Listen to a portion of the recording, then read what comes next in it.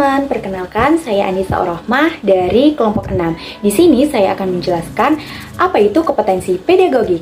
Tapi sebelum itu, kita perlu mengetahui dulu apa itu kompetensi dan apa itu pedagogik. Kompetensi merupakan suatu keterampilan yang harus dimiliki seseorang dalam menjalankan tugas yang diembannya dan bisa diukur dengan pasti. UU nomor 14 tahun 2005 tentang guru dan dosen juga menyatakan bahwa kompetensi merupakan seperangkat pengetahuan, keterampilan yang harus dimiliki, dikuasai, dan dihayati oleh guru atau dosen dalam menjalankan tugas keprofesionalannya. UU nomor 14 tahun 2005 pasal 10 ayat 1 dan Peraturan Pemerintah nomor 19 tahun 2005 pasal 28 ayat 4 menyatakan hal yang sama, di mana ada 4 kompetensi yang harus dimiliki oleh guru dalam melaksanakan tugas keprofesionalannya. Yang pertama, ada kompetensi kepribadian, yang kedua, ada kompetensi keprofesionalan, yang ketiga, ada kompetensi sosial, dan yang keempat, ada kompetensi pedagogik. Keempat kompetensi itulah yang nantinya akan menjadi pilar bagi seorang guru dalam menjalankan tugas keprofesionalannya dan juga dalam membangun kualitas pendidikan yang ada di Indonesia. Hal inilah yang menjadikan guru berbeda dengan profesi yang lainnya, di mana guru harus menguasai satu kompetensi khusus, yaitu kompetensi pedagogik. Kemudian, apa itu pedagogik? Pedagogik berasal dari bahasa Yunani, yakni paidos yang artinya anak dan juga gagos yang artinya membimbing. Jadi pedagogik adalah membimbing anak. Wahyuni dan Barhani dalam Bukit dan Tarigan tahun 2022 menyatakan bahwa segala kemampuan dalam mengelola pembelajaran, baik merancang, melaksanakan, dan mengevaluasi merupakan suatu kompetensi pedagogik. Hal ini diperkuat oleh Permendiknas tahun 2007 nomor 16 dalam Bukit dan Tarigan tahun 2022 menyatakan bahwa kompetensi guru adalah kemampuan guru dalam mengelola pembelajaran dan pemahaman mengenai karakteristik peserta didik. Eksistensi mengenai kemampuan begitu penting bagi seorang guru sehingga bisa diukur sejauh mana kualitas dari seorang guru mengenai kompetensi tersebut. Maka dari itu, guru perlu mengembangkan kompetensi pedagogik yang ada pada dirinya. Menurut Musfah dan Purwanti 2007, guru dapat mengembangkan kompetensi pedagogiknya sebagai berikut. Yang kedua, mengembangkan pemahaman mengenal peserta didik. Yang ketiga, mengembangkan kemampuan dalam merencanakan proses pembelajaran. Yang keempat, mengembangkan kemampuan dalam menggunakan metode pembelajaran. Dan yang terakhir, mengembangkan pemahaman guru dalam melaksanakan evaluasi hasil belajar. Mengembangkan wawasan dan landasan kependidikan guru. Dalam mengembangkan wawasan kependidikan guru, ada banyak cara yang bisa dilakukan. Biasanya, kepala sekolah akan memberikan arahan dan juga mengadakan pertemuan untuk memberikan informasi terkait kurikulum dan seputar pendidikan. Selain itu, kepala sekolah bisa memberikan fasilitas bisa berupa buku bacaan atau pegangan guru untuk kegiatan belajar mengajar. Yang kedua, mengembangkan pemahaman mengenal peserta didik, di mana kegiatan yang dilakukan dalam mengembangkan pemahaman peserta didik yang ini bisa berupa diskusi. Artinya, guru bisa memberikan arahan agar bisa memahami peserta didik siswa. Nah, di dalam kegiatan tersebut itu nantinya bisa diukur informasi berbagai macam dalam menghadapi peserta didik.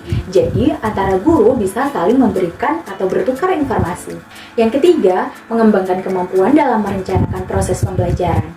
Pembuatan perencanaan pembelajaran selalu mendapatkan arahan dari kepala sekolah, di mana arahan tersebut dilakukan dalam bentuk pertemuan yang diadakan setiap awal tahun ajaran untuk membahas pembuatan perencanaan pembelajaran.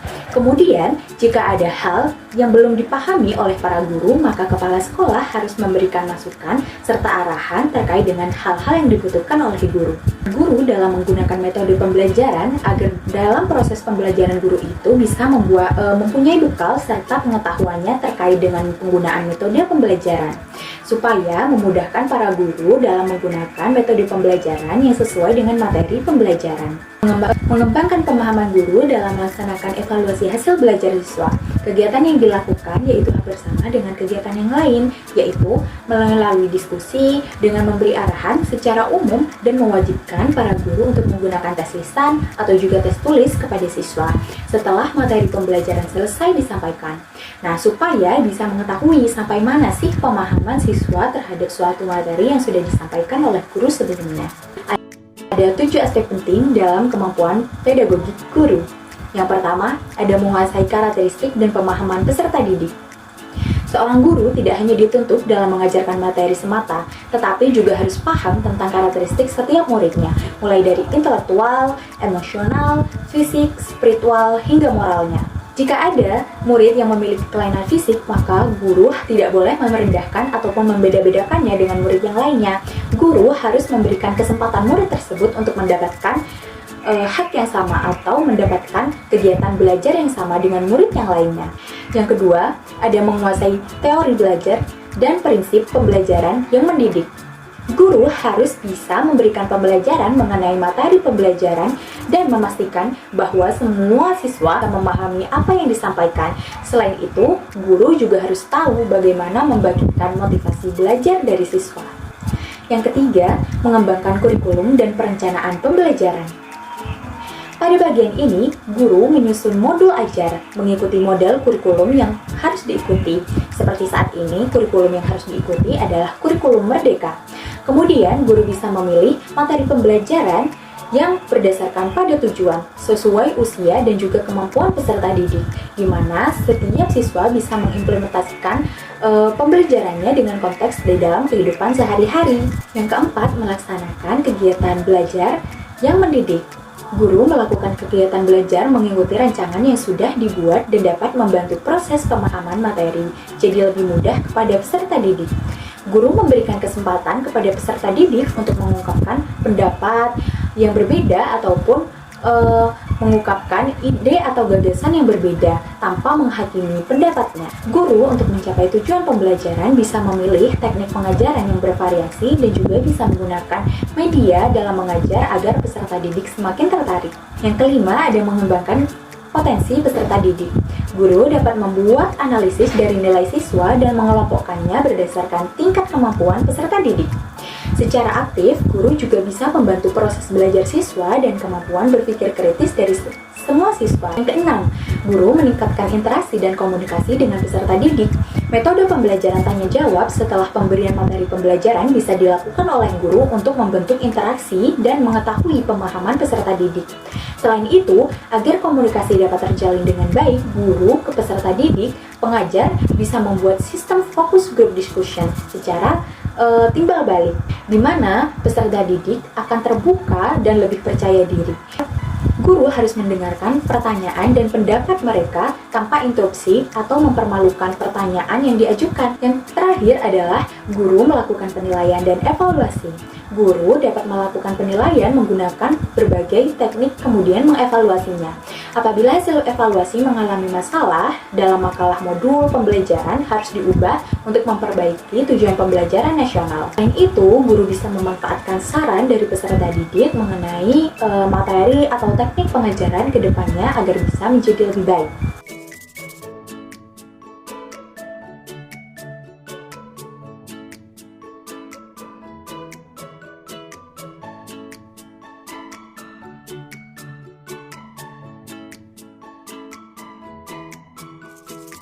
Sebelumnya, Assalamualaikum warahmatullahi wabarakatuh. Salam damai sejahtera untuk kita semua.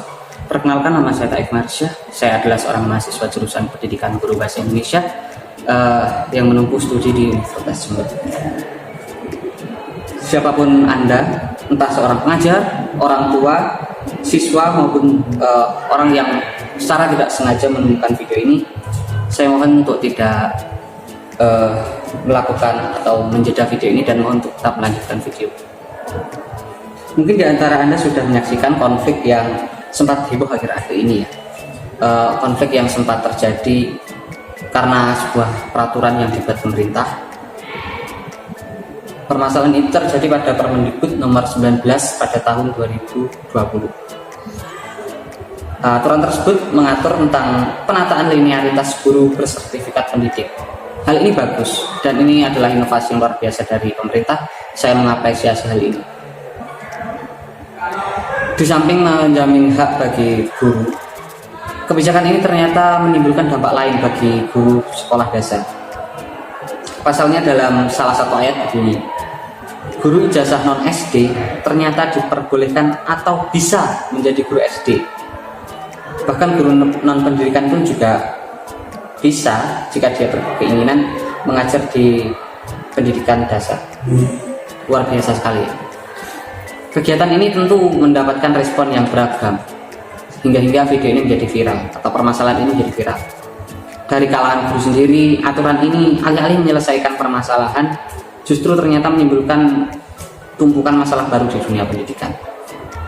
Akibat permasalahan ini pula, Dirjen GTK, Nunuk Suryani, berdalih bahwa kebijakan tersebut disebabkan karena adanya kekosongan luar biasa di era sekarang. Kenyataannya, kebijakan ini adalah pengambilan paksa terhadap hak yang seharusnya diberikan kepada guru SD yang sudah lama mengajar dan mengabdikan dirinya untuk anak-anak. Pertanyaannya adalah, untuk apa disediakan jurusan pendidikan guru sekolah dasar jika ujung-ujungnya siapapun bisa menjadi seorang guru SD? Yang lebih kacau, ternyata setelah kita dalami lebih lanjut, surat edaran Kemendikbudristek nomor 4753 garis miring B garis miring GT garis miring 01.01.2022 yang ternyata di sini mengatur pasal tentang siapa saja yang bisa menjadi guru SD. Formasi-formasi yang mengisi guru SD ini adalah guru PAI, guru kelas lain, guru penjas, dan bahkan orang yang tidak memiliki pendidikan atau tidak linear dengan jurusan semasa kuliahnya. Karena semakin pelik, muncul respon dari pejabat pendidikan. Beliau adalah sekretaris jurusan PGSD UNY. Dia adalah Gunus Tomo. Dia sendiri menyayangkan tentang kebijakan yang dibuat pemerintah ini. Diperlukan keterampilan khusus untuk mengajar SD yang tidak dimiliki oleh jurusan lain, ujarnya. Memang, kegiatan mengajar bisa dipelajari oleh siapapun secara otodidak, oleh semua orang, tetapi pasti ada perbedaan antara tenaga yang sejak awal didesain untuk mendidik anak atau bukan, ujarnya lebih jauh. Berdasarkan permasalahan ini, saya pribadi, argumentasi saya adalah, saya justru turut menyayangkan kebijakan yang dalam tanda kutip ini dibuat sembrono oleh pemerintah. Meskipun orang yang mendedikasikan diri dan belajar di dunia pendidikan, sekalipun saya diberi kesempatan untuk mengajar SD, saya akan mempertimbangkan hal ini 2 kali. Dalam pendidikan, kita ditekankan untuk mempelajari mata kuliah khusus sesuai dengan bidang kita. Maka asumsinya adalah guru non-PGSD pasti berbeda kualitas dengan orang-orang yang benar-benar fokus di pendidikan dasar. Perbedaan tersebut misalnya, guru SD yang sebelumnya menempuh pendidikan PGSD akan dibekali dengan ilmu psikologi anak, psikologi tumbuh kembang, perkembangan peserta didik, pengelolaan minat bakat siswa, dan pengembangan potensi atau karakter-karakter anak di usia dasar. Maka adanya kebijakan yang dibuat Kemendikbudristek ini adalah penghilangan hak bagi guru sendiri, bagi siswa, dan bagi masa depan pendidikan Indonesia.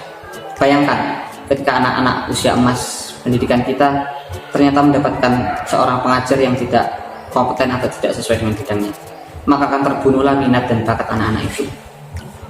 Hal ini akan memperburuk kualitas pendidikan Indonesia. Anak berpotensi terbunuh kemampuannya sejak dini oleh kebijakan yang irasional. Alasan apapun tidak dapat membenarkan hal ini karena ini adalah menyangkut masa depan bangsa Indonesia. Kebijakan ini berani saya katakan adalah malapraktik. Analogi sederhananya, bayangkan ketika seorang dokter gigi melakukan pembedahan penyakit dalam atau mungkin penyembuhan termak pada penyakit atau organ tubuh lain. Kan hal ini tidak sesuai. Lantas, apakah hal ini berdampak baik terhadap dunia pendidikan? Mari kita renungkan bersama. Assalamualaikum warahmatullahi wabarakatuh. Perkenalkan, nama saya Dewi Pangastuti. Saya mengajar di TK Dharma Bakti, Desa Pajurangan, Kecamatan Gede, Kabupaten Probolinggo. Saya izin bertanya kepada Ibu Dewi mengenai beberapa kasus yang marak saat ini mengenai jurusan non-pendidikan beralih pekerjaan ke dunia pendidikan, di mana salah satu contoh yang saya ambil dari web ayobandung.com dengan judul berita PGSD dengan saingan sarjana. Nah, bagaimana pendapat dari Ibu Dewi terkait dengan polemik yang sedang berkembang, di mana ketidaksesuaian bidang ilmu yang mengajar anak SD atau PAUD? Apakah Ibu Dewi setuju dengan wacana yang diusung pemerintah ini?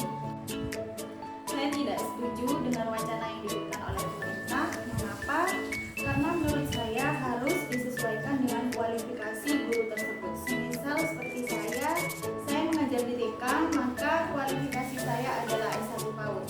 Tetapi tidak menutup kemungkinan apabila saya mengajar di PGSD atau saya bisa mengajar di sekolah SD sampai usia 9 tahun. Berarti saya bisa mengajar di SD sampai kelas 3 SD atau kelas rendah. Sedangkan untuk guru SD sendiri untuk mengajar di TK itu tidak bisa karena terkendala dengan kualifikasi yang dimiliki. Tapi sebagai guru yang profesional, semisal saya mengajar di SD, maka saya akan tetap kuliah mengambil jurusan S2 PGSD. Bukan untuk apa? Untuk berkembangnya kemampuan saya. Karena di SD itu saya tahu kalau guru harus memiliki karena saya tahu guru SD itu harus bisa menguasai semua mata pelajaran seperti itu. Maka dari itu, kalau untuk non dari pendidikan, misalkan mengajar di TK atau SD, saya tidak setuju. Tapi kalau semisal masih sama-sama berangkat dari pendidikan, menurut saya masih bisa karena masih memiliki basic, tetapi tetap harus mengambil kuliah kembali untuk kemampuan keprofesionalitas dia sebagai guru. Baik, terima kasih. Pertanyaan selanjutnya, apakah menurut Ibu Dewi ketidaksesuaian kompetensi dan penjurusan guru itu berdampak terhadap kemampuan pedagogi pengajar? Menurut saya sangat berdampak sekali karena menjadi seorang pendidik harus memiliki kemampuan pedagogi. Apabila seorang guru tidak memiliki itu, maka akan menimbulkan permasalahan dalam kegiatan pembelajaran. Saya ambil contoh, misalkan motivasi siswa itu menurun akibat cara pengajaran yang kurang menarik oleh guru. Interaksi guru dengan murid menjadi terhambat dan terbatas, pembelajaran akan kurang efektif dan tujuan pembelajaran